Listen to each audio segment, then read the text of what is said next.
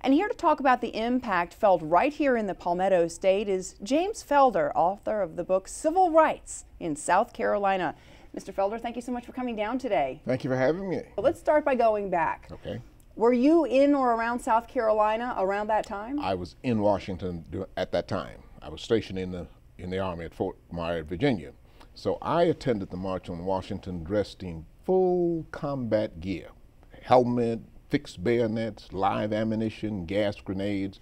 They put us on high alert because they didn't know what to expect. They didn't know how many people were coming to town, and so the police department needed reinforcements. So my unit, the Army unit from Fort Myer, we sat on the banks of the Potomac River, right behind the Lincoln Memorial, observing all of the activities and ready to quell any disturbances and so forth.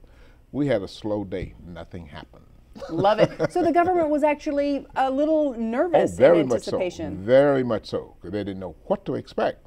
They didn't know if it was going to be 50,000, 100,000, and when 250,000 showed up, it blew their mind. Did it blow your mind that 250,000 people can come together, obviously some of them having some emotion behind this, because you don't march on Washington without something prompting you to do so.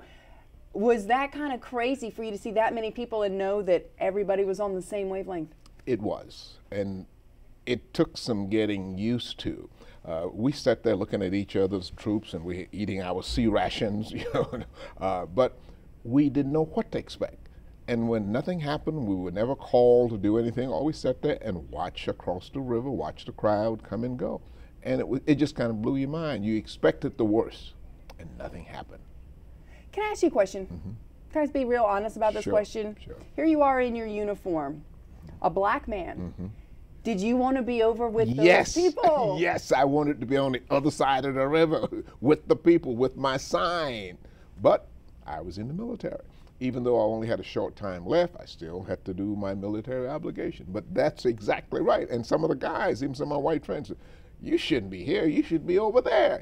But I'm in uniform, I'm in the military, so I had to see it where I saw it from. Were you able to hear any of the speeches? Yes, we could hear all the speeches. We just couldn't see them because we were at the back of the Lincoln Memorial. They were on the other side. They were on the east side, and we were on the west side of the monument. The sound was good. We could hear everything, and we could see all the people moving. We could see them even dangling their feet in the reflecting pool, trying to cool off. It was a hot day, like it was over 100 that day. Really, with 250,000 people? That's correct, and us seeing all of this combat gear, you know, also, so we were doubly sweating from the heat and all that uniform thing. But nothing happened. Now, we just had a chance to listen to the I Have a Dream speech, which obviously, you know, stands in the forefront of that day. Were there any other speakers or moments that reached out to you while you're in your uniform that you've remembered for these past 50 years? John Lewis, who was the student in the group, he was the student speaker that day. They sanitized his remarks because they thought it was too radical. And what they thought was too radical was the last few lines of the speech where he says, well, we're going back to the South now and we're going to march and demonstrate. We're going to march like Sherman marched through Georgia. They said, no, take that out. Don't put that in. Don't reference Sherman marching through Georgia. You know, too much of throwback to the civil rights, to the Civil War and so forth.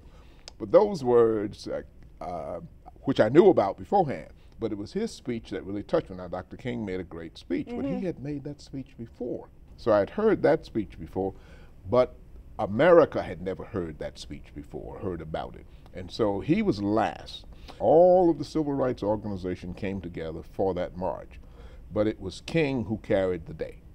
Now, from what I understand, you came to South Carolina about 5 years after that. That's correct. What was the climate like in South Carolina at that time? That time we only had 8 black elected officials in the entire state, and 4 of them were in Beaufort County. We only had 100,000 black registered voters. Today there are 900,000. So that movement galvanized South Carolina. Well, and you wrote a book, actually. You talked about that a moment ago. Tell me a little bit about the 20 years of work that you put into this. I was able to capture most of what is happening in South Carolina from a civil rights standpoint, from a human rights standpoint, from 1939 through 2010.